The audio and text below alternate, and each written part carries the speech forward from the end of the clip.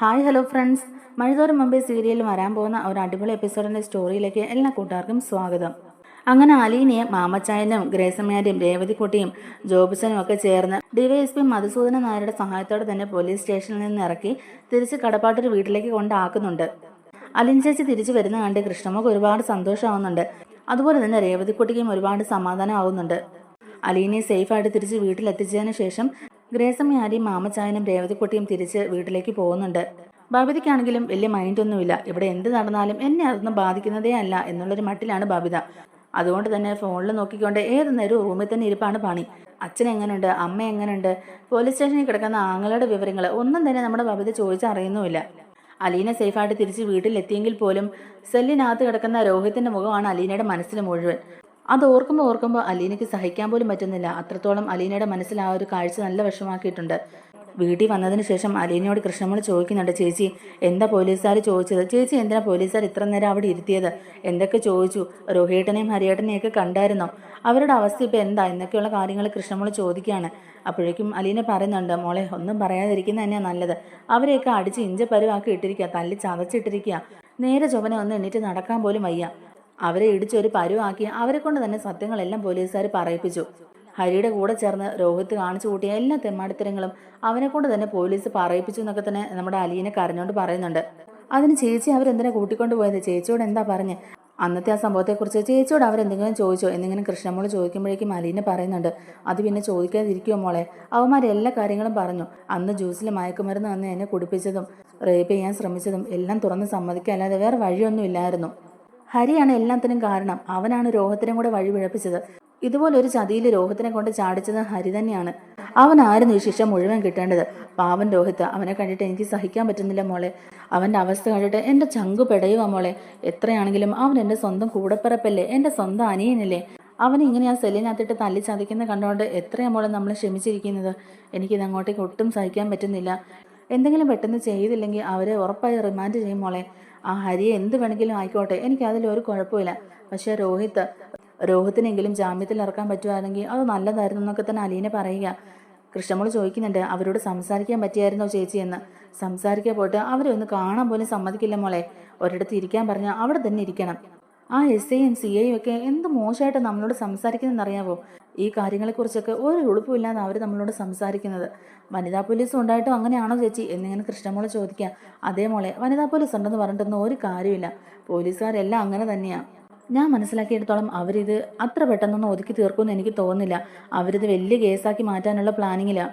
അന്ന് രോഹിത്ത് മരിയും ഒക്കെ എന്നെ ഉപദ്രവിച്ചില്ലേ, അതും കൂടി ഇവർ കണക്കിലെടുത്ത് എൻ്റെ ഭാഗത്തുനിന്നും ഞാനൊരു കംപ്ലൈൻറ്റ് അവർക്കെതിരെ എഴുതി കൊടുക്കണമെന്നൊക്കെയാണ് പറയുന്നത്. ഞാൻ അതിനൊട്ടും സമ്മതിച്ചില്ല. എനിക്കതിന് കഴിയില്ല എന്ന് ഞാൻ പറഞ്ഞു. അതുകൊണ്ട് എന്നെ അത്ര നേരം അവിടെ പിടിച്ചിരുത്തിയത്. ഹരിക്കെതിരെ മാത്രമാണെങ്കിലും ഞാൻ എഴുതി കൊടുത്തേനെ. പക്ഷേ രോഹിത്തും കൂടെ ഉണ്ടല്ലോ മോളെ, അതുകൊണ്ട് ഞാൻ അങ്ങനൊന്നും ചിന്തിച്ചില്ല എന്നിങ്ങനെ നമ്മുടെ അലീന പറയുകയാണ് കേട്ടോ. അത് കേൾക്കുമ്പോൾ കൃഷ്ണമോൾക്ക് നല്ല വിഷമാവുന്നുണ്ട്. എന്തായാലും അലീന ചേച്ചി തിരിച്ചു വന്നല്ലോ, അത് തന്നെ സമാധാനം എന്നിങ്ങനെ നമ്മുടെ കൃഷ്ണമോള് പറയുന്നുണ്ട്. അലീന ചോദിക്കുന്നുണ്ട്, അല്ല മോളെ, അച്ഛൻ ഈ സംഭവങ്ങളൊക്കെ അറിഞ്ഞോ? അച്ഛനോട് ആരെങ്കിലും പറഞ്ഞോ? അച്ഛനൊന്നും അറിഞ്ഞിട്ടില്ലല്ലോ അല്ലേ എന്നിങ്ങനെ ചോദിക്കുമ്പോഴേക്കും ഇതുവരെ ആരും ഒന്നും പറഞ്ഞിട്ടില്ല. ചേച്ചി പോകുന്നതിന് മുമ്പ് തന്നെ അച്ഛനെ പ്രത്യേകം അറിയിക്കരുതെന്ന് പറഞ്ഞായിരുന്നല്ലോ. അതുകൊണ്ട് ഞാൻ മനുവേട്ടനോടും അതുപോലെ രേവതിക്കുട്ടിയോടും ഒക്കെ പറഞ്ഞായിരുന്നു അച്ഛൻ ഈ വിവരം അറിയാൻ പാടില്ല എന്ന്. ചേച്ചിയെ പോലീസ് കൂട്ടിക്കൊണ്ട് പോയ കാര്യം അച്ഛൻ അറിഞ്ഞിട്ടുണ്ടാവില്ല എന്നിങ്ങനെ കൃഷ്ണമോള് പറയുക. അച്ഛൻ അറിയാതിരുന്നാൽ മതിയായിരുന്നു മോളെ. പാവം, ആ മനസ്സിലിപ്പോൾ എന്തോരം വിഷമം കാണും. ഒന്ന് സമാധാനിപ്പിക്കാനോ ഒരാശ്വാസവാക്ക് പറയാൻ പോലും വയ്യാത്തൊരു സിറ്റുവേഷൻ ആയി പോയില്ലേ. ഗോവർദ്ധനങ്ങൾ എന്ത് പറഞ്ഞു എന്നിങ്ങനെ ചോദിക്കാണ്ടോ അലീന. കൃഷ്ണമോളി പറയുന്നുണ്ട്, ഗോവർദ്ധനങ്ങൾ എന്ത് പറയാനാ, ഫുൾ ഡേ ഗോവർദ്ധനങ്ങൾ ഇതിന്റെ പിന്നാലെയായിരുന്നു. ആകെ ടയേർഡായി. സ്റ്റേഷനിലും വക്കീൽ ഓഫീസിലും ഹോസ്പിറ്റലിലും ഒക്കെ ആയിട്ട് ഗോവർദ്ധനങ്ങൾ ഇങ്ങനെ ഓട്ടമാ. അലീന ചേച്ചിയെ കാണാനും സംസാരിക്കാനും ഗോവർദ്ധനങ്ങൾ അങ്ങോട്ട് വന്നിട്ടുണ്ടായിരുന്നു. പക്ഷെ അവിടെ പോലീസുകാരും അതിനെ സമ്മതിച്ചില്ല. അത് ഗോവർദ്ധനങ്ങൾ അപ്പം തന്നെ എന്നെ വിളിച്ച് പറഞ്ഞായിരുന്നു. എന്നിട്ട് അച്ഛൻ്റെ അടുത്തോട്ട് പോയത്. എന്തായാലും അച്ഛനെ ഇവരെ അറിയിച്ചിട്ടില്ലെന്നാ തോന്നുന്നത് എന്നിങ്ങനെ കൃഷ്ണമോള് പറയുന്നുണ്ട്. എന്തായാലും നേരെ ഇത്ര ആയില്ലേ, മോളെന്തെങ്കിലും ഭക്ഷണം കഴിച്ചായിരുന്നോ? ബബിത എന്തെങ്കിലും കഴിച്ചായിരുന്നോ എന്നിങ്ങനെ ചോദിക്കുമ്പോഴേക്കും ബബിതേച്ചിക്ക് ഫോണുണ്ടെങ്കിൽ അത് മാത്രം മതിയല്ലോ. ഭക്ഷണം കഴിക്കുന്ന കാര്യം പോലും ബബിതേച്ചി മറന്നുപോയെന്നാണ് എനിക്ക് തോന്നുന്നത്. ഞാനും ഒന്നും കഴിച്ചില്ല ചേച്ചി, വിശക്കുന്നൊന്നും ഇല്ലായിരുന്നു. ആകെ മനസ്സിനകത്ത് തീയായിരുന്നു. ഒരു കുഴപ്പമില്ലാതെ ചേച്ചി ഇങ്ങോട്ടേക്ക് എത്തണമെന്ന് പ്രാർത്ഥിച്ചുകൊണ്ടിരിക്കുകയായിരുന്നു. എന്തായാലും ചേച്ചി ഫ്രഷ് ആയിട്ട് വാ, നമുക്ക് ഒന്നിച്ചിരുന്ന് ഫുഡ് കഴിക്കാനൊക്കെ തന്നെ കൃഷ്ണമോള് പറയുകയാണ് കേട്ടോ. എന്നാൽ മോൾ ഒരു 10 മിനിറ്റ് വെയിറ്റ് ചെയ്യും, ചേച്ചി ഇപ്പം തന്നെ ഒന്ന് ഫ്രഷ് ആയിട്ട് വരാമെന്ന് പറഞ്ഞുകൊണ്ട് അലീനെ കുളിക്കാനായിട്ട് കയറുന്നുണ്ട്. അങ്ങനെ കുളിയൊക്കെ കഴിഞ്ഞ് വന്ന് രണ്ടുപേരും ഫുഡ് കഴിച്ചിട്ട് കയറി കിടക്കുകയാണ് കേട്ടോ. അലീനയുടെ കൂടെ തന്നെ കൃഷ്ണമോളും കിടക്കുകയാണ്. അങ്ങനെ പിറ്റേ ദിവസം രാവിലെ തന്നെ അലീന എഴുന്നേറ്റ് എല്ലാ ഫുഡും റെഡിയാക്കി വെക്കുന്നുണ്ട്. ഹോസ്പിറ്റലിലേക്ക് വല്ലതും പിന്നെ പോകേണ്ടി വന്നിട്ടുണ്ടെങ്കിൽ പാടാകുമല്ലോ. അതുകൊണ്ട് തന്നെ രാവിലത്തേക്കും ഉച്ചക്കത്തേക്കുമുള്ള ഫുഡ് തന്നെ നമ്മുടെ അലീന റെഡിയാക്കി വെക്കുകയാണ്. ബബിതയും കൃഷ്ണമോളും വീട്ടിലുണ്ടല്ലോ, അതുകൊണ്ട് തന്നെ അലീന എല്ലാം റെഡിയാക്കി വെക്കുന്നുണ്ട്. അതിനുശേഷം ഗോവർദ്ധനെ വിളിക്കുകയാണ് കേട്ടോ അലീന. അങ്കിൾ എവിടെയാ, ഹോസ്പിറ്റലിലേക്ക് പോയോ എന്നൊക്കെ ചോദിക്കുമ്പോഴേക്കും, ഇല്ല, ഞാനിതുവരെ ഹോസ്പിറ്റലിലേക്ക് പോയിട്ടില്ല, പോകാൻ പോകുന്നതേ ഉള്ളൂ. എൻ്റെ കൂടെ സുലോചനയുണ്ട്, ഞങ്ങൾ രണ്ടാളും കൂടെ ഒന്നിച്ച് ഹോസ്പിറ്റലിലേക്ക് പോകാമെന്ന് ഓർത്തേക്കുന്നത്. വൈജേച്ചിയുടെ അടുത്ത് വന്ന് കയറണം എന്നിങ്ങനെ പറയാം കേട്ടോ ഗോവർദ്ധൻ. അലീന പറയുന്നുണ്ട്, എന്തായാലും എനിക്ക് ഹോസ്പിറ്റലിലേക്ക് ഒന്ന് വരണമായിരുന്നു. എങ്കിൽ അങ്കിള് പൊയ്ക്കോ, ഞാൻ കുറച്ച് കഴിയുമ്പോഴേക്കും ഹോസ്പിറ്റലിലേക്ക് എത്തിക്കോളാം. അങ്കിളിന് അവിടെ ചെന്ന് അച്ഛനെ കണ്ടിട്ട് നേരെ അഡ്വക്കേറ്റിനെ കാണാൻ പോകണ്ടേ, അപ്പോഴേക്കും ഞാൻ അങ്ങോട്ടേക്ക് എത്തിക്കോളാം എന്നിങ്ങനെ പറയാം കേട്ടോ അലീന. ആ ശരി മോളെ, നീ അപ്പോഴത്തേക്കും വന്നാൽ മതി. എന്തായാലും ഇപ്പം ഞാനും സുലോചനയും അങ്ങോട്ടേക്ക് പോകുന്നുണ്ടല്ലോ, നീ സാവധാനത്തിൽ തന്നെ അങ്ങോട്ടേക്ക് വന്നാൽ മതി എന്നൊക്കെ നമ്മുടെ ഗോവർദ്ധനം പറയുകയാണ്. വൈജന്തി ആണെങ്കിലും തലയ്ക്ക് ഭ്രാന്ത് പിടിച്ചിരിക്കുന്ന ഒരു അവസ്ഥയിൽ കിടക്കുകയാണ്. കാരണം സ്വന്തം മകനെക്കുറിച്ചുള്ള വാർത്തകളാണ് എങ്ങും. വൈജിയെ പരിചരിക്കാനായിട്ട് വരുന്ന സിസ്റ്റർമാർക്കിടയിൽ പോലും അങ്ങനെ ഒരു സംസാരമൊക്കെ നടക്കുന്നുണ്ട്. അത് വൈജിക്ക് വല്ലാത്ത വിഷമമാക്കുന്നുണ്ട്. തന്നെയുമല്ല, ഫോൺ തുറന്നാൽ ഈ വാർത്തയെ കേൾക്കാനും ഉള്ളൂ. എല്ലാ ചാനലും ബ്രേക്കിംഗ് ന്യൂസാണ്. പത്രമാധ്യമങ്ങളിലെല്ലാം തന്നെ ഇവരുടെ 4 പേരുടെയും ഫോട്ടോ അടക്കം വാർത്ത വന്നു. പ്രതികളുടെ പേരും അച്ഛൻ്റെ അമ്മയുടെയും പേരും വീട്ടുപേരും അവരുടെ ജോലിയും സ്ഥലവും എല്ലാം ഉൾക്കൊള്ളിച്ച് തന്നെ ഒരു വലിയ ഹെഡിങ് ആയിട്ട് തന്നെയാണ് കേട്ടോ ഈ പീഡന വാർത്ത പത്രത്തിലൊക്കെ വന്നത്. ഇനി ഈ വാർത്ത അറിയാൻ തന്നെ ആരും ബാക്കി ഉണ്ടായിരുന്നില്ല. എല്ലാവരും ഈ വാർത്ത അറിഞ്ഞു. അതുകൊണ്ട് തന്നെ സിസ്റ്റർമാർക്കിടയിലും ഒരു അടക്കം പറച്ചിലൊക്കെ ഉള്ളത് വൈജിക്ക് വല്ലാത്ത വിഷമാവുന്നുണ്ട് കേട്ടോ. ആ സമയത്താണ് സുലോചന അങ്ങോട്ടേക്ക് വരുന്നത്. സുലോചനയെ കാണുമ്പോഴേക്കും വൈജ കരഞ്ഞോണ്ട് തന്നെ പറയുന്നുണ്ട്, പത്രത്തിലെ വാർത്തയൊക്കെ കണ്ടല്ലോ അല്ലേ, ഇങ്ങനെ ഒരു ചതിയിൽ അവൻ എങ്ങനെ പോയി പെട്ടു എന്നൊക്കെ ഇങ്ങനെ വൈജ വിഷമത്തോടെ തന്നെ പറയുകയാണ്. സുലോചന പറയുന്നുണ്ട്, എന്ത് ചെയ്യാനാ വൈജേച്ചി, ഇങ്ങനെയുള്ള ചതിയിൽ അവൻ പോയി പെട്ടു, ഇനിയിപ്പോൾ പറഞ്ഞിട്ട് എന്താ കാര്യം. എല്ലാ വാർത്താ ചാനലും ഇത് തന്നെ ഇപ്പം ബ്രേക്കിംഗ് ന്യൂസ്. പത്രത്തിലും ടി വിയിലും ഫോണിലും എല്ലാം ഇപ്പം ഈ വാർത്ത ഇടം നേടിയേക്കുന്നതെന്നൊക്കെ തന്നെ സുലോചന പറയുകയാണ്. എല്ലാവരുടെയും ഫോട്ടോയും അഡ്രസ്സും സ്ഥലവും ഒക്കെ ഉൾപ്പെടെയാ പത്രത്തിലൊക്കെ വാർത്ത വന്നിരിക്കുന്നത്. ഇനി ഈ വാർത്ത അറിയാൻ ആരും ബാക്കിയില്ല. അതുപോലെ വലിയൊരു നാണക്കേടായി പോയെന്നൊക്കെ തന്നെ സുലോചന പറയുക. ഇതൊക്കെ കേട്ട് ആകെ ഷോക്കായി. ആരോട് എന്ത് പറയണം, ഇനി എന്ത് ചെയ്യണം എന്നൊന്നും അറിയാൻ വയ്യാതെ നിസ്സഹായ അവസ്ഥയോടെ കിടക്കുകയാണ് വൈജയന്തി. അത് കഴിഞ്ഞിട്ട് സുലോചന വൈജയന്തിയോട് പറയുന്നുണ്ട്, വൈജേച്ചി വേറൊരു കാര്യം കൂടി അറിഞ്ഞായിരുന്നോ എന്നിങ്ങനെ ചോദിക്കുമ്പോഴേക്കും, ഇല്ല എന്താ എന്നിങ്ങനെ വൈജ ചോദിക്കുമ്പോഴേക്കും, അലീനെ ഇന്നലെ പോലീസ് കസ്റ്റഡിയിലെടുത്തായിരുന്നു. അവളെ എന്തിനാ പോലീസ് കസ്റ്റഡിയിലെടുത്തേ എന്നിങ്ങനെ വൈജി ചോദിക്കുന്നുണ്ടെങ്കിലും വലിയ താല്പര്യമൊന്നുമില്ല. അലീനയുടെ കാര്യമായതുകൊണ്ട് അത് അറിയാൻ വലിയ താല്പര്യമൊന്നും ഇല്ലാത്ത മട്ടിലാണ് ചോദിക്കുന്നത്. അപ്പോഴേക്കും സുലോചന പറയുന്നുണ്ട്, അത് പിന്നെ വൈജേച്ചി, ഇത് അന്ന് നടന്നൊരു സംഭവമില്ലേ, അന്ന് രോഹിതും കൊല്ലപ്പള്ളിയിലെ ഹരിയും കൂടെ ചേർന്ന് അലീനയ്ക്ക് മയക്കുമരുന്ന് കലർത്തി കൊടുത്ത് പീഡിപ്പിക്കാൻ ശ്രമിച്ചില്ലേ, അന്ന് അവളെ ഉപദ്രവിക്കാൻ നോക്കിയില്ലേ, അതിന്റെ കേസും ഇതിനിടയിൽ കുത്തിപ്പൊക്കിയിട്ടുണ്ട്. അതിന്റെ കാര്യങ്ങളൊക്കെ ചോദിക്കാൻ വേണ്ടിയിട്ടാണ് അവളെ കസ്റ്റഡിയിൽ എടുത്തോണ്ട് പോയത്. രോഹിത്തിനും ഹരിക്കുമെതിരെ അവളുടെ കയ്യിൽ നിന്ന് ഒരു കംപ്ലൈന്റ് എഴുതി മേടിപ്പിക്കാനാണ് പോലീസുകാരുടെ ഉദ്ദേശം എന്നിങ്ങനെ പറയുമ്പോഴേക്കും വൈജ ആകെ ഷോക്കാവുന്നുണ്ട്. അലീന കൂടെ ആ പരാതി കൊടുത്തിട്ടുണ്ടെങ്കിൽ കേസിന്റെ ബലം കൂടുമെന്നുള്ളത് വൈജന്തിക്ക് മനസ്സിലാവുന്നുണ്ട്. എന്നിട്ട് അവൾ കംപ്ലൈന്റ് എഴുതി കൊടുത്തോ എന്നിങ്ങനെ ആകാംക്ഷയോടെ വൈജ ചോദിക്കുകയാണ് കേട്ടോ. സുലോചന പറയുന്നുണ്ട്, ഇങ്ങനെ ഒരു സംഭവം അവിടെ നടന്നതായിട്ട് ബാലേട്ടൻ പോലും ഇതുവരെ ഞങ്ങളോട് പറഞ്ഞില്ല. ഞങ്ങൾ അറിഞ്ഞത് ഈ സംഭവത്തിന് ശേഷം അലീന തന്നെ ഗോവർദ്ധേട്ടനോട് പറഞ്ഞത്. അങ്ങനെയാ ഞങ്ങൾ ഈ കാര്യം അറിഞ്ഞത്. പക്ഷെ പോലീസുകാർ തന്നെ അവന്മാരെ കൊണ്ട് സത്യങ്ങളൊക്കെ പറയിപ്പിച്ചെന്നാ പറയുന്നത് കേട്ടെ. ലോകകപ്പിലിട്ട് നല്ല ഇടി കൊടുത്തിട്ടുണ്ട്. ഇതുവരെ അവന്മാർ ചെയ്തു കൂട്ടിയ എല്ലാം അവന്മാരെ കൊണ്ട് തന്നെ പറയിപ്പിച്ചെന്നൊക്കെ ഗോവർദ്ധൻ പറഞ്ഞു എന്നൊക്കെ സുലോചന പറയുകയാണ് കേട്ടോ. അത് കേൾക്കുമ്പോഴേക്കും നമ്മുടെ വൈജിക്ക് വല്ലാതെ സങ്കടമാവുന്നുണ്ട്. ലോകകപ്പിലിട്ട് രോഹിത്തിനെ ഒരുപാട് തല്ലിയോ, അവൻ എണ്ണിട്ട് നിൽക്കാനുള്ള ജീവനുണ്ടോ എന്നൊക്കെ ഇങ്ങനെ വല്ലാതെ സങ്കടപ്പെട്ട് തന്നെ വൈജി ഇങ്ങനെ ചോദിക്കാം കേട്ടോ സുലോചനയോട്. അപ്പോഴേക്കും സുലോചന പറയുന്നുണ്ട്, പോലീസുകാരുടെ കൈ കിട്ടിയ അവർ വെറുതെ വിടുവോ വൈജേച്ചി, പോരാത്തതിന് ഇങ്ങനെ ഒരു കേസും. അവർ ഈ കേസ് ഒന്നും കൂടെ ബലപ്പെടുത്താനല്ലേ നോക്കുള്ളൂ. അതുകൊണ്ടല്ലേ അവർ ഇന്നലെ അലീനയെ കസ്റ്റഡിയിലെടുത്ത് അലീനയുടെ കയ്യിൽ നിന്നും കൂടെ ഒരു കംപ്ലൈന്റ് എഴുതി മേടിക്കാൻ നോക്കിയത്. എന്തായാലും ഇതുവരെ അലീന അങ്ങനെ ഒരു നീക്കം നടത്തിയിട്ടില്ല. അവർ തന്നെ ഉപദ്രവിക്കാൻ ശ്രമിച്ചെങ്കിലും അവരുടെ ഉദ്ദേശമൊന്നും നടന്നില്ല. തനിക്കൊന്നും പറ്റിയില്ല, അതുകൊണ്ട് അവർക്കെതിരെ കംപ്ലൈന്റ് ഇല്ലെന്നൊക്കെ തന്നെ അലീന പറഞ്ഞത്. ഇനിയിപ്പോൾ പോലീസുകാർ അവളുടെ പിന്നാലെ നടന്ന് എങ്ങനെയെങ്കിലും കംപ്ലൈന്റ് എഴുതി മേടിപ്പിക്കാനല്ലേ നോക്കുള്ളൂ. വൈജന്തി ഇതെല്ലാം കേട്ട് മാനസികമായിട്ട് വല്ലാണ്ട് തളർന്നിരിക്കുകയാണ് കേട്ടോ. സുലോചന പറയുന്നുണ്ട്, ഇന്നലെ ഉച്ച കഴിഞ്ഞ് പോലീസ് കടപ്പാട്ടൊരു വീട്ടിലെത്തി അലീനെ അവിടുന്ന് കൂട്ടിക്കൊണ്ട് പോയതാ. അലീനെ കംപ്ലൈന്റ് എഴുതി കൊടുക്കാത്തതുകൊണ്ട് രാത്രിയാകുന്നത് വരെ അവളെ അവർ വിട്ടയച്ചില്ല. അവസാനം പാലാരിവട്ടത്തുനിന്ന് ആ രേവതിക്കുട്ടിയോ, അലീനയുടെ കൂടെ ഓഫനേജിലുണ്ടായിരുന്ന ആ കുട്ടിയും ആ കുട്ടി നോക്കുന്ന വീട്ടിലെ ആ 2 പേരും പിന്നെ ആരണ്ടൊക്കെയോ കൂട്ടിക്കൊണ്ട് വന്നതിന് ശേഷം അലീനെ തിരിച്ച് വീട്ടിൽ കൊണ്ടുപോയി ആക്കിയെന്നൊക്കെ പറയുന്നത് കേട്ടു. ഗോവർദ്ധേട്ടനെ ഇതൊക്കെ പറഞ്ഞെന്നൊക്കെ നമ്മുടെ സുലോചന പറയുകയാണ് കേട്ടോ. പോലീസുകാരുടെ സമ്മർദ്ദം മൂലം അലീന ഇങ്ങനെ ഒരു കംപ്ലൈന്റ് എഴുതി കൊടുത്തിട്ടുണ്ടെങ്കിൽ എന്തായാലും അവർ 4 പേരും ജയിലിൽ കിടക്കും എന്നുള്ള കാര്യം ഉറപ്പാണ്. അതുകൊണ്ട് തന്നെ വൈജ ചോദിക്കുന്നുണ്ട്, ഗോവർദ്ധൻ എന്ത് എന്നിട്ട് വക്കീൽ ഓഫീസിൽ പോയോ, ഏതെങ്കിലും വക്കീലിനെ റെഡിയാക്കിയോ, ഇന്നല്ലേ അവർ കോടതിയിൽ ഹാജരാക്കുന്നേ, ജാമ്യത്തിനെടുക്കാൻ വല്ല വകുപ്പും ഉണ്ടോ എന്നൊക്കെ ഇങ്ങനെ വൈദ്യ ചോദിക്കുമ്പോഴേക്കും ഗോവർദ്ധേട്ടൻ എല്ലായിടത്തും ഓടി നടക്കുന്നുണ്ട്. വക്കീൽ ഓഫീസിലേയും പോയി വക്കീലന്മാരെയും കണ്ട് സ്റ്റേഷനിൽ പോയി പോലീസുകാരോട് സംസാരിച്ച് ഇങ്ങനെ നടക്കുക. പക്ഷേ ആരും അമ്പനും വില്ലിനും അടുക്കുന്നില്ല. ഇതൊരു പോക്സോ കേസ് ആകാനുള്ള സാധ്യതയുണ്ടെന്നാണ് പറയുന്നത് കേട്ടെ. പെൺകുട്ടിയുടെ മൊഴി അത്രയും സ്ട്രോങ്ങാ. അതുകൊണ്ട് കോടതിയിൽ നിന്ന് ജാമ്യം കിട്ടാനുള്ള വഴിയൊന്നും ഇല്ലെന്നാ പറയുന്നത് കേട്ടെ. പിന്നെ ഇതൊരു പീഡന കേസ് ആയതുകൊണ്ട് തന്നെ പല വക്കീലന്മാരും അങ്ങോട്ട് അടുക്കുന്നില്ലെന്നേ. കാശ് എത്ര കൊടുക്കാന്ന് പറഞ്ഞിട്ടും ആരും അങ്ങോട്ട് കേസ് ഏറ്റെടുക്കുന്നില്ല എന്നൊക്കെ തന്നെ പറയുക കേട്ടോ സുലോചന. സുലോചന പറയുന്ന കാര്യങ്ങളെല്ലാം കേട്ട് തന്നെ കരഞ്ഞു പോവുകയാണ് നമ്മുടെ വൈജ. സുലോചന പറയുന്ന കാര്യങ്ങളെല്ലാം കേട്ട് കരഞ്ഞു പോവുകയാണ് വൈജ. അതിനുശേഷം രാവിലത്തെ പത്രത്തിലെല്ലാം ഹെഡ് ന്യൂസ് ഇത് തന്നെയാണ് കേട്ടോ. പ്രതികളുടെ ഫോട്ടോ അടക്കം എല്ലാ ഡീറ്റെയിൽസും ഉൾപ്പെടുത്തി എല്ലാ വിവരങ്ങളും വിശദമായിട്ട് തന്നെ ഫ്രണ്ട് പേജിൽ എഴുതി ചേർത്തിട്ടുണ്ട്. പത്രത്തിലെ ആ വാർത്ത കണ്ടിട്ട് കൃഷ്ണമ്മക്ക് ഭയങ്കര സങ്കടമാവുന്നുണ്ട്. ആകെ വിഷമിച്ച് കരഞ്ഞു പോവുകയാണ് കേട്ടോ കൃഷ്ണമോള്. അതേസമയത്ത് രേവതിക്കുട്ടിയും അതുപോലെ തന്നെ പത്രം എടുത്ത് നോക്കുമ്പം ഫ്രണ്ട് പേജിൽ തന്നെ ഹെഡ് ന്യൂസ് ആയിട്ട് ഈ ഒരു പീഡന വാർത്ത തന്നെയാണ് കിടക്കുന്നതും. അതിൽ അലീനയുടെ ഫോട്ടോ കാണുമ്പോഴേക്കും രേവതിക്കുട്ടിക്കും ഒരുപാട് സങ്കടമാകുന്നുണ്ട്. കാരണം പത്രക്കാരൊക്കെ അലീനയുടെ ഫോട്ടോയും എടുത്തിട്ടുണ്ടായിരുന്നല്ലോ. ഇവളാണോ ഇനി ഇവരുടെ സഹായി എന്നുള്ള രീതിയിൽ സംശയിക്കുന്നു എന്നൊക്കെ പറഞ്ഞിട്ടാണ് ആ വാർത്ത പരാമർശിച്ചിട്ടുള്ളതും. രേവതിക്കുട്ടി പെട്ടെന്ന് തന്നെ ഈ പത്രവുമായിട്ട് ഗ്രേസമ്മയുടെ അടുത്തും മാമച്ചായൻ്റെ അടുത്തൊക്കെ പോയിട്ട് അതൊക്കെ കാണിച്ചു കൊടുക്കുകയാണ് കേട്ടോ. എല്ലാവർക്കും അത് കാണുമ്പോൾ വല്ലാത്ത വിഷമാവുന്നുണ്ട്. പ്രതികളുടെ ഫോട്ടോ വന്നത് ഓക്കെ, പക്ഷെ അലീന എന്ത് തെറ്റ് ചെയ്തിട്ടാ അവളുടെ ഫോട്ടോ ഇങ്ങനെ വരുന്നത്? അലീന എന്ത് തെറ്റ് ചെയ്തിട്ടാ അവളെയും കൂടി ഇതിൽ ഉൾപ്പെടുത്തിയത്? കണ്ടില്ലേ, ഈ മാധ്യമപ്രവർത്തകരൊക്കെ ഇങ്ങനെയാ. അവർക്കൊക്കെ എന്തെങ്കിലും ന്യൂസ് കിട്ടാൻ വേണ്ടി കാത്തിരിക്കും. ഇപ്പം നമുക്കറിയാമല്ലോ അലീന ഒരു തെറ്റും ചെയ്തിട്ടില്ല എന്നുള്ള കാര്യം. പക്ഷേ നമ്മളെ ഒന്നും അറിയാത്ത ഈ വാർത്ത വായിക്കുന്നവരൊക്കെ എന്തായിരിക്കും വിചാരിക്കുക? അലീനയും ആ കണ്ണോട് കൂടിയല്ലേ അവർ കാണുകയുള്ളൂ എന്നൊക്കെ തന്നെ ഗ്രേസമ്മയൊക്കെ ഇങ്ങനെ പറയാം കേട്ടോ. അത് കേട്ട് നമ്മുടെ രേവതിക്കുട്ടി ഇങ്ങനെ വിഷമിച്ചിരിക്കുകയാണ്. ആ സമയത്ത് ഹോസ്പിറ്റലിലെ വൈജയുടെ റൂമിൽ നിന്ന് സുലോചന ഇറങ്ങിയിട്ട് നേരെ ബാലചന്ദ്രൻ്റെ റൂമിലേക്ക് ചെല്ലുകയാണ്.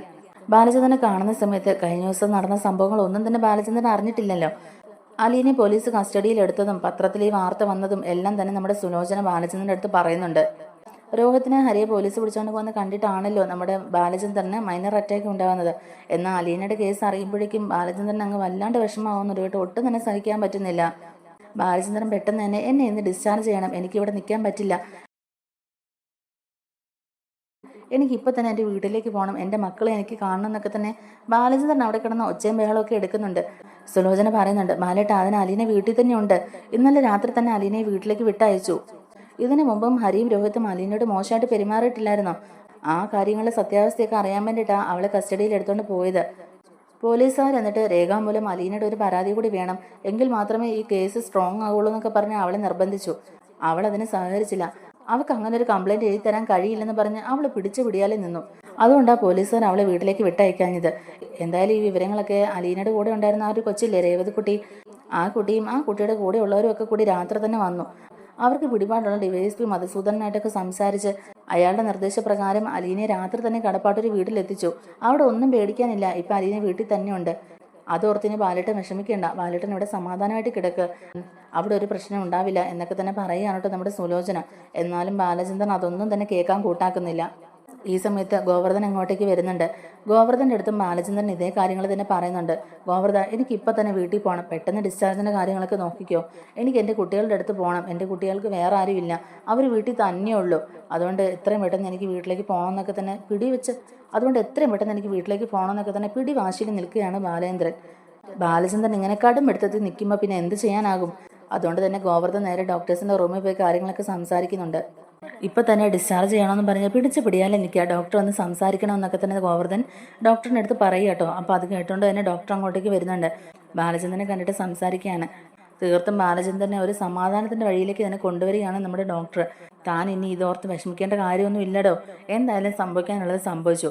ഇനി എങ്ങനെയെങ്കിലും ഇതിൽ നിന്നൊക്കെ ഒന്ന് രക്ഷപ്പെടാൻ നോക്കുകയല്ലേ വേണ്ടത്. അതിന് താൻ ഇങ്ങനെ ടെൻഷൻ അടിച്ചിട്ട് എന്താ കാര്യം? തൻ്റെ ആരോഗ്യം കൂടെ താൻ നോക്കണ്ടേ? അച്ഛനും അമ്മയൊക്കെ ഉണ്ടായിട്ട് പോലും മക്കൾ ഇതുപോലെ വഴിതെറ്റി പോയില്ലേ?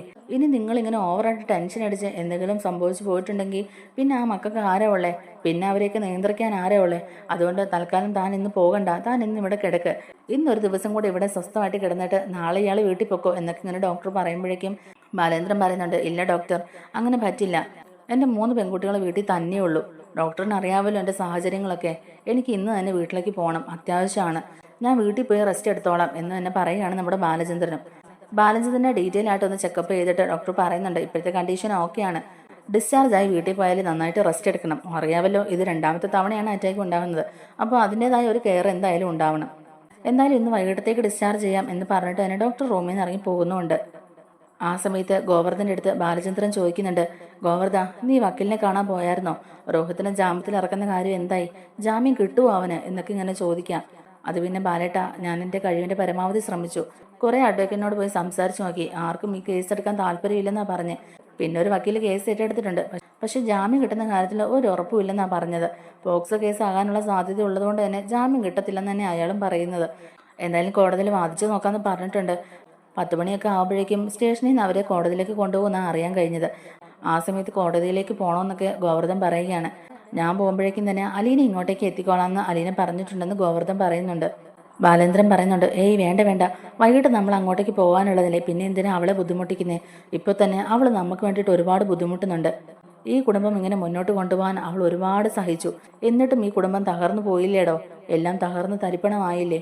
ഇനി എന്തിനാ ജീവിക്കുന്നേ എന്നൊക്കെ പറഞ്ഞുകൊണ്ട് തന്നെ ബാലചന്ദ്രന്റെ കണ്ണുകളും നിറയുന്നുണ്ട്. എല്ലാം ശരിയാകും ബാലേട്ട, ബാലേട്ടൻ ഇങ്ങനെ വിഷമിക്കാതെ എന്നിങ്ങനെ സുലോചന പറയുന്നുണ്ടെങ്കിലും ഒരു നെടുവീർപ്പിട്ടുകൊണ്ട് തന്നെ ഇനി എന്ത് ശരിയാകാൻ, ഇനി എന്ത് കാണാൻ, എല്ലാം കഴിഞ്ഞില്ലേ, എല്ലാം അവസാനിച്ചില്ലേ എന്നിങ്ങനെ പറഞ്ഞുകൊണ്ട് തന്നെ ബാലചന്ദ്രൻ കണ്ണീര് തുടയ്ക്കുന്നുണ്ട്. കണ്ണുകൾ നിറഞ്ഞു തുളുമ്പുന്ന ബാലചന്ദ്രനെ സമാധാനിപ്പിച്ചുകൊണ്ട് തന്നെ സുലോചന പറയുന്നുണ്ട്, ബാലേട്ട, ഞാനൊരു കാര്യം ചോദിച്ചോട്ടെ? എത്ര ആലോചിച്ചിട്ടും അത് മാത്രം എനിക്ക് മനസ്സിലാവുന്നില്ല. തെറ്റാണെങ്കിൽ ബാലേട്ടൻ എന്നോട് ക്ഷമിക്കണം എന്നൊക്കെ പറഞ്ഞുകൊണ്ട് തന്നെ തുടങ്ങിയാണ് നമ്മുടെ സുലോചന. അപ്പോഴേക്കും ബാലേന്ദ്രൻ പറയുന്നുണ്ട്, അതിനിപ്പോൾ എന്താടി നീ ചോദിച്ചോ? അത് പിന്നെ ബാലേട്ട, വേറൊന്നുമല്ല, അലീനയുടെ കാര്യമാണ്. അലീന ഇന്നലെ അവർ പോലീസ് കസ്റ്റഡിയിൽ എടുത്തുകൊണ്ട് പോയിട്ടുണ്ടായിരുന്നല്ലോ. രോഹിത്തും ഹരിശങ്കറും ഇതിനു മുമ്പും അവളെ ഇതുവരെ പീഡിപ്പിക്കാൻ നോക്കിയിട്ടുണ്ടല്ലോ. അതുകൊണ്ട് അവളുടെ ഭാഗത്തുനിന്ന് ഒരു കംപ്ലൈൻറ്റ് എഴുതി മേടിപ്പിക്കാനായിട്ടായിരുന്നു അവളെ ഇന്നലെ കസ്റ്റഡിയിൽ കൊണ്ടുപോയത്. അലീനയുടെ ഭാഗത്തുനിന്ന് അങ്ങനെ ഒരു നീക്കം ഉണ്ടായ അവൾ ആ കംപ്ലൈൻറ്റ് എഴുതി കൊടുത്താൽ ഈ കേസ് ബലപ്പെടുകയല്ലേ ബാലേട്ട? ഈ കേസ് ബലപ്പെടും. അതുകൊണ്ട് അവരെ രക്ഷിക്കാൻ വലിയ പാടായിരിക്കും എന്നിങ്ങനെ സുലോചന പറയുക കേട്ടോ. അപ്പോൾ ഗോവർദ്ധനും പറയുന്നുണ്ട്, അതേ ബാലേട്ട, അങ്ങനെ ഒരു നീക്കമാണ് ഇന്നലെ പോലീസിൻ്റെ ഭാഗത്തുനിന്നുണ്ടായത്. ഞാൻ ഇന്നലെ പോലീസ് സ്റ്റേഷനിൽ ചെന്ന അലീനയും അതുപോലെ രോഹിത്തിനെയൊക്കെ കാണാൻ നോക്കി. പക്ഷെ അവരതിനൊന്നും സമ്മതിച്ചില്ല. അവർ ആ പരിസരത്തോട്ട് പോലും അടുക്കാൻ സമ്മതിക്കുന്നില്ലായിരുന്നു. പക്ഷേ അവരുടെ ഭാഗത്തെ പ്ലാൻ എന്തായിരുന്നു എന്നുള്ളത് അലീന ഇന്നലെ തിരിച്ച് വീട്ടിൽ വന്നതിന് ശേഷമാണ് മനസ്സിലായത്. രോഹിത്തും ഹരിയും അലീനയെ മുമ്പ് പീഡിപ്പിക്കാൻ ശ്രമിച്ചു എന്നും പറഞ്ഞ് ഒരു കംപ്ലൈൻറ്റ് എഴുതി മേടിക്കാൻ വേണ്ടിയിട്ടായിരുന്നു അവർ ഇന്നലെ അവളെ കൂട്ടിക്കൊണ്ട് പോയത് തന്നെ. എന്നിട്ടും എനിക്ക് മനസ്സിലാകാത്തത് അലീന എന്തുകൊണ്ടാണ് അവർക്കെതിരെ ഒരു കംപ്ലൈൻറ്റ് കൊടുക്കാഞ്ഞെന്നാണ്. അന്ന് ആ സംഭവം ഉണ്ടായപ്പോൾ തന്നെ അലീന അതിനെ ശക്തമായിട്ട് പ്രതികരിക്കേണ്ടതായിരുന്നല്ലോ. പിന്നെയും അവൾ എന്തിനാ അത് മറച്ചു വെച്ചേ? ഇതുപോലെ ഒരു തെറ്റ് അവരുടെ ഭാഗത്തുനിന്നുണ്ടാകുമ്പം വേറെ ഏത് പെൺകുട്ടികളാണെങ്കിലും നിയമത്തിൻ്റെ വഴിക്ക് പോവുകയല്ലേ ബാലേട്ട? പക്ഷേ ഇവിടെ അലീന അങ്ങനെ ഒരു നീക്കമായിട്ട് മുന്നോട്ട് പോയില്ലല്ലോ. അതെന്തുകൊണ്ടാണ് എന്നിങ്ങനെ ഗോവർദ്ധൻ സംശയത്തോടെ എന്നെ ചോദിക്കുന്നുണ്ട്. അപ്പോൾ ബാലേന്ദ്രൻ പറയുന്നുണ്ട്, അതിൻ്റെ പിന്നിൽ വേറൊരു കാരണം കൂടെ ഉണ്ട് ഗോവർദ്ധ. അത് നിങ്ങൾക്ക് പറഞ്ഞാൽ മനസ്സിലാവില്ല. ഇതിൻ്റെ പിന്നിലും കുറച്ച് സത്യങ്ങളൊക്കെ മറിഞ്ഞിരിപ്പുണ്ട്. അവൾ ഒരിക്കലും അവർക്കെതിരെ ഒരു കംപ്ലൈൻറ്റ് കൊടുക്കില്ല. അവൾക്കതിന് കഴിയില്ല. അവളൊരു നല്ല കുട്ടിയാണ്.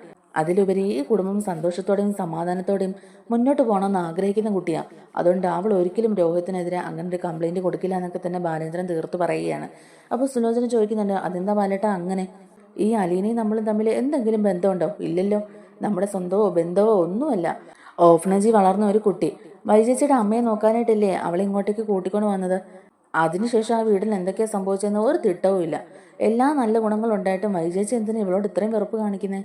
വീട്ടുകാര്യങ്ങളും വൈചേച്ചിയുടെ അമ്മയുടെ കാര്യങ്ങളും എല്ലാം അവൾ നോക്കി. എന്നിട്ട് വൈചേച്ചി എന്തിനാ അവളോട് മാത്രം ഇത്രയും ശത്രുത കാണിക്കുന്നത്? എന്തിനാ അവളെ അവിടെ നിന്ന് പറഞ്ഞു വിടാൻ നോക്കുന്നത്? അവളവിടെ ഉള്ളത് വൈചേച്ചിക്കും കൂടെ ഒരു സഹായമല്ലേ ആവുള്ളൂ എന്നൊക്കെ ഇങ്ങനെ സുലോചന ചോദിക്കുന്നുണ്ട് കേട്ടോ. അപ്പോൾ ബാലചന്ദ്രൻ ചെറുതായിട്ട് ചിരിച്ചുകൊണ്ട് തന്നെ പറയുന്നുണ്ട്, അലീനയെ പോലെ ഒരു പെണ്ണിനെ കിട്ടാൻ വലിയ പാടാ. അവൾ എൻ്റെ മകളായിട്ട് ജനിച്ചില്ലല്ലോ എന്നുള്ളൊരു വിഷമം എനിക്കുണ്ട്. അത്രയ്ക്ക് നല്ല കുട്ടിയാ, ഒരു കുറവും പറയാനില്ല. അച്ചടക്കവും പെരുമാറ്റവും സ്നേഹവും എല്ലാം ഉള്ള കുട്ടിയാ.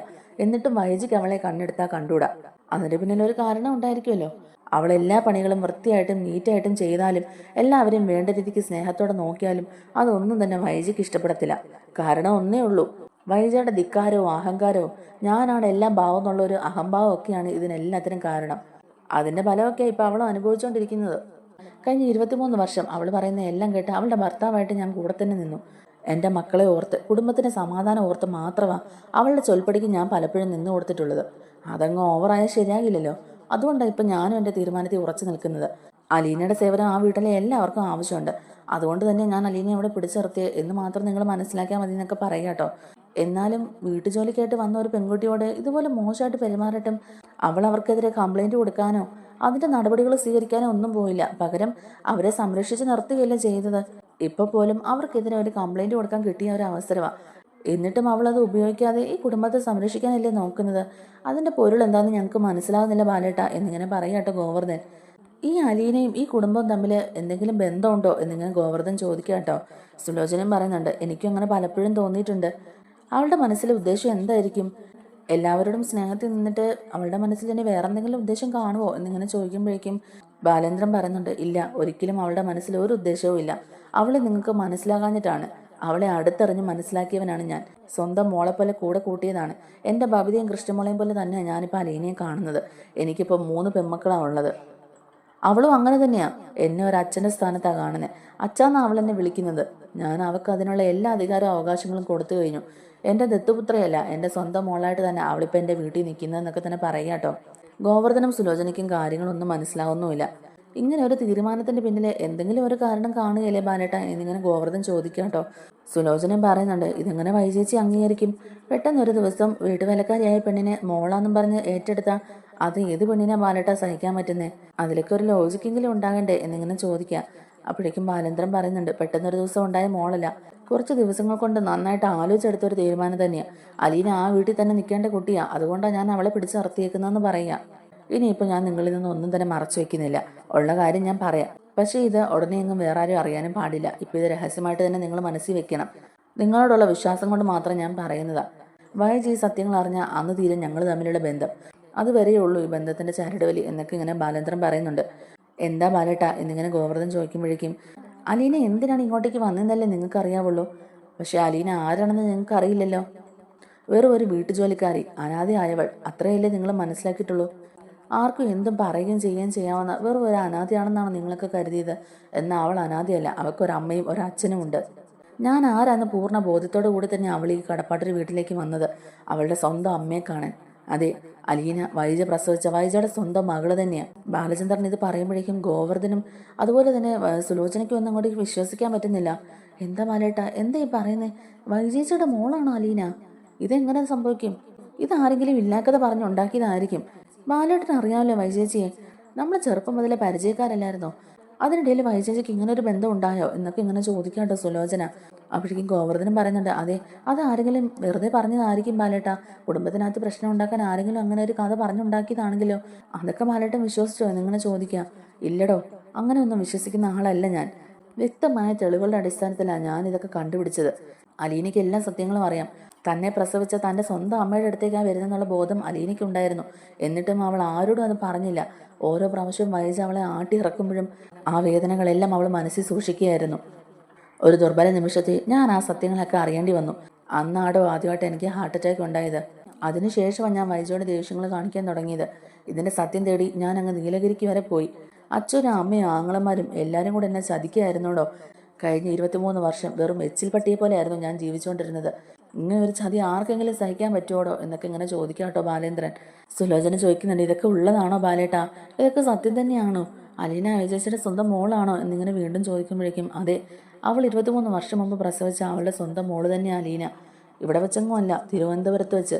കല്യാണത്തിന് മുമ്പ് ആഗ്രയിൽ വെച്ചിട്ടാണ് വൈജ് ഗർഭിണിയാകുന്നത്. ഈ സംഭവങ്ങളൊന്നും ആരെയും അറിയിക്കാതെ രഹസ്യമായിട്ട് അവളെ തിരുവനന്തപുരത്ത് എത്തിച്ച് അവിടെ വെച്ച് അവളുടെ പ്രസവം നടത്തി. ജനിച്ച പെൺകുഞ്ഞിനെ ഒരു ഓർഫനേജിൽ കൊണ്ടാക്കുകയും ചെയ്തു. എന്നിട്ട് 2 വർഷം കഴിഞ്ഞപ്പോഴേക്കും നല്ല പിള്ള ചമഞ്ഞ് എല്ലാവരും കൂടെ അവളെ എൻ്റെ തലയിൽ കെട്ടിവെക്കുകയായിരുന്നു.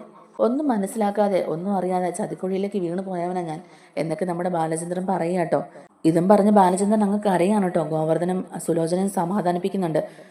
എന്നിട്ട് ബാലൻ പറയുന്നുണ്ട്, അതുകൊണ്ടാ അലീന എല്ലാം ഇങ്ങനെ ക്ഷമിച്ചും സഹിച്ചും കൂടെ നിൽക്കുന്നത്. സ്വന്തം ആങ്ങളുടെ സ്ഥാനമുള്ളവനാ അന്ന് അവളോട് മോശമായിട്ട് പെരുമാറാൻ നോക്കിയത്, അവളെ റേപ്പ് ചെയ്യാൻ നോക്കിയത്. അപ്പോൾ അവൾക്ക് എന്തുമാത്രം വേദനിച്ചിട്ടുണ്ടാകും ഒന്ന് ആലോചിച്ച് നോക്കിയേ. എന്നിട്ട് അവൾ പിടിച്ചു നിന്നു, ആരെയും സത്യം അറിയിച്ചില്ല. അവസാനം അതും ഞാൻ കണ്ടുപിടിച്ചു.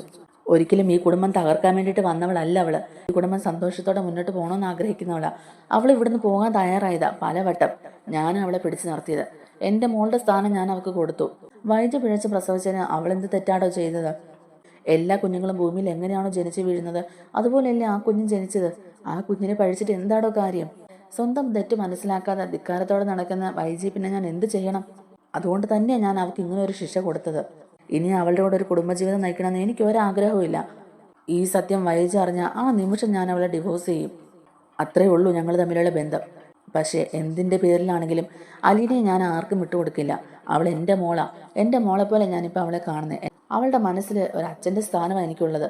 തിരിച്ചും അങ്ങനെ തന്നെ, എൻ്റെ മോള് തന്നെയാണ്, എൻ്റെ സ്വന്തം മോള് തന്നെയാണ് അവൾ എന്നൊക്കെ പറഞ്ഞ് ബാലചന്ദ്രൻ വിങ്ങി പൊട്ടുകയാണ് കേട്ടോ. അപ്പോൾ വൈജയെക്കുറിച്ചുള്ള ഈ സത്യങ്ങളൊക്കെ അറിഞ്ഞ് ഗോവർദ്ധനും അതുപോലെ തന്നെ സുലോചനയും ആകെ ഇങ്ങനെ ഷോക്കായി നിൽക്കുകയാണ്. അദ്ദേഹം പറയുന്നുണ്ട്, എന്തെങ്കിലും ഒരു ദിവസം ഒരു പൊട്ടിത്തെറി ഉണ്ടാവും എന്നുള്ള കാര്യം ഉറപ്പാണ്. അതുവരെ ഈ സത്യങ്ങൾ നിങ്ങളുടെ വായിൽ നിന്ന് വേറെ ആരും അറിയരുതെന്നും പറയുന്നുണ്ട്. അലീനെ ഇനി നിങ്ങൾ മോശക്കാരിയായിട്ട് കാണേണ്ട കാര്യമില്ല. അവൾ കുടുംബം മുടിപ്പിക്കാനോ കുടുംബം നശിപ്പിക്കാനോ വന്നവളൊന്നും അല്ല. എൻ്റെ വീട്ടിൽ താമസിക്കാൻ എന്തുകൊണ്ടും അർഹതയുള്ളവൾ തന്നെയാണ് അവൾ. അതുകൊണ്ടാണ് ഞാൻ അവളെ എൻ്റെ കൂടെ ചേർത്ത് നിർത്തിയേക്കുന്നത്. നിങ്ങളും അലീനയോട് സ്നേഹത്തോടെ തന്നെ പെരുമാറണം. എൻ്റെ ഭവിതയും കൃഷ്ണമോളെയും കാണുന്ന പോലെ തന്നെ അലീനയും കാണണം എന്നൊക്കെ ബാലേന്ദ്രൻ സുലോചനയോടും അതുപോലെ തന്നെ ഗോവർദ്ധനോടും ഒക്കെ പറഞ്ഞു കൊടുക്കുകയാണ് കേട്ടോ. അങ്ങനെ ആ കാര്യങ്ങളെല്ലാം സുലോചനയും ഗോവർദ്ധനും അറിയുകയാണ്. അവരത് അറിഞ്ഞ് ടെൻഷനിൽ തന്നെയാണ് കേട്ടോ. അപ്പോൾ നമ്മുടെ വീഡിയോ ഇഷ്ടമായിട്ടുണ്ടെങ്കിൽ ഒന്ന് ലൈക്ക് ചെയ്യാനും നമ്മുടെ ചാനലിലൂടെ ഒന്ന് സബ്സ്ക്രൈബ് ചെയ്ത് സപ്പോർട്ട് ചെയ്യാനും മറക്കല്ലേ. താങ്ക്